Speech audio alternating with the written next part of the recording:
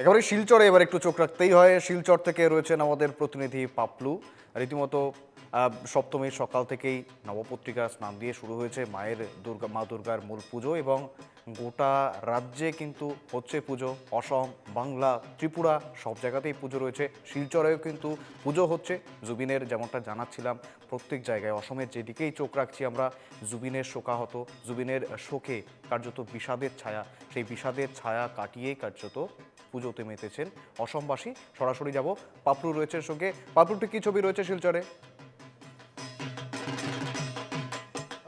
তুমি যেমনটা বলছিলে, আজকে মহাসপ্তমী এবং মহাসপ্তমীর দিনে আমরা দেখলাম সকাল থেকেই শহরে মানুষের ঢল নেমেছে। বিশেষ করে মণ্ডপ এবং যে মন্দিরগুলো রয়েছে সেখানে মানুষের দেবীকে আরাধনা করতে, দেবীর পায়ে চরণে অঞ্জলি দিতে আমরা দেখলাম সকাল থেকে ভিড়। এবং আমি এই মুহূর্তে রয়েছি রাজ্যের প্রাক্তন মন্ত্রী, বর্তমান শিলচরের লোকসভার সাংসদ পরিমল শুক্লবৈদ্য মহাশয়ের বাড়িতে। গত বেশ কয়েক বছর থেকে এখানে রীতিমতো ধুমধাম করেই দেবী প্রতিমার আরাধনা করা হয়, দেবী দুর্গার আরাধনা করা হয়। এবং তার আগে আমি তোমাকে খানিকটা মণ্ডপের পরিমলবাবুর যে বাড়ির যে স্থায়ী প্রতিমা রয়েছে খানিকটা তোমার সামনে দেখানোর চেষ্টা করছি আমরা। অত্যন্ত ভব্য সুন্দর একটা প্রতিমা, স্থায়ী প্রতিমা, এবং এখানে বেশ কয়েক বছর থেকে। এবং বলবো আমি, এই গোটা যে এলাকা রয়েছে বিশ্ববিদ্যালয় চত্বরের আইরংমারা বা দরগাকোনা ইত্যাদি যে এলাকাগুলো রয়েছে, সেই এলাকাগুলোর বিশ্ববিদ্যালয়ের ছাত্রছাত্রী সহ এখানকার পড়ুয়া যারা রয়েছে সহ সংলগ্ন এলাকার মানুষ এই পুজোতে সামিল হন। এবং মহা আড়ম্বরেই বলবো আমি, মহা ধুমধামে, মহা আনন্দে তারা এই উৎসবে সামিল হন। সরাসরি রয়েছেন পরিমল শুক্লবৈদ্য মহাশয়। আমরা পরিমলদা থেকে এই যে এবারের দুর্গা উৎসব নিয়ে আপনার বক্তব্য। ঠিক যেভাবে আপনি বললেন, এখানে আমার বাড়িতে ঠিক আমি বলি না, আমরা সবাই মিলেই এই পূজায় অংশগ্রহণ করি, যদিও আমার বাড়িতে প্রতিষ্ঠিত মা আছেন। আমরা এই ৩-৪টা দিন এই অঞ্চলের মানুষ এখানে আসি, আমরা আমরা মার কাছে আরাধনা করি বিশ্বের মঙ্গলের জন্যে। এবার আমার বাড়িতে আমার মেয়ে সংকল্প নিয়েছে, আর এই ৩-৪ দিন পুজোয় যারা পুরোহিতরা আছেন, শ্রদ্ধার পুরোহিতরা, তারা নেতৃত্ব দেবেন, পুজো হবে। ঠিক তেমনি করে আশেপাশে সবাই আসেন। আমাদের অঞ্জলি যখন হয় তখন ভিড় থাকে। আর এই একটা দিন, যে দিনে আমরা আমরা অনেকের পাশে থাকতে পারি। রাজনীতি আমরা যারা করি, আপনারা বুঝতে পারেন যে আমরা সবার সঙ্গে সম্পর্ক রাখতে পারি না, কারণ যার যার ব্যস্ততা আছে, আমাদেরও ব্যস্ততা থাকে। তার মধ্যেও এই বাড়িতে পুজোটা হওয়ার সুবাদে অনেক সময় যারা প্রবীণ ব্যক্তিত্ব, যাদেরকে দেখলে মন ভরে যায়, একটু প্রণাম করলে, শ্রদ্ধা ভরে প্রণাম করলে ভালো লাগে, তাদের আশীর্বাদ আমরা পাই। অনেক ছোট্ট শিশুরা আছে, রাজনীতির খাতিরে যখন বাইরে থাকি অনেক সময় তাদের সঙ্গে পরিচয় হয় না, কথা বলতে পারি না, একেবারে আশেপাশেরও যারা আছে। তো এই সময়টা বড় আনন্দ, আর এই আনন্দ আমরা উপভোগ করি, খুব ভালো লাগে।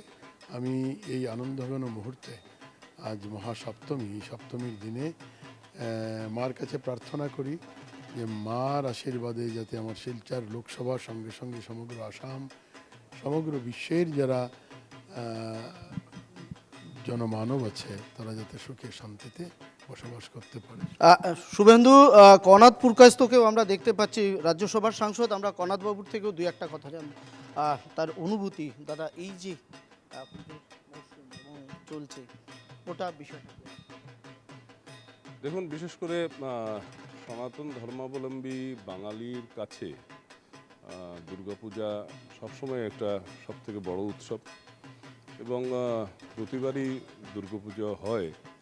এবং বছরের শুরু থেকে, এবারে পুজো শেষ হওয়ার পর থেকে সেটা আবার কাউন্টডাউন শুরু হয়ে যায় যে পরের বছর আবার পুজো কখন আসবে। তো স্বাভাবিকভাবে এটা একটা শুধু পূজা নয়, পূজার সাথে সাথে একটা মিলন উৎসব আমরা বলতে পারি দুর্গাপূজা। এবং এবার বিশেষ করে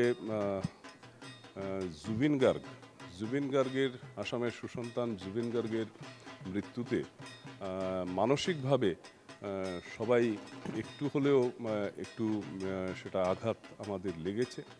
তাই উৎসাহ উদ্দীপনা যেটা থাকে তার থেকে একটু কম সবার মধ্যে আমরা বিষাদ আছে সেটা পরিলক্ষিত হচ্ছে।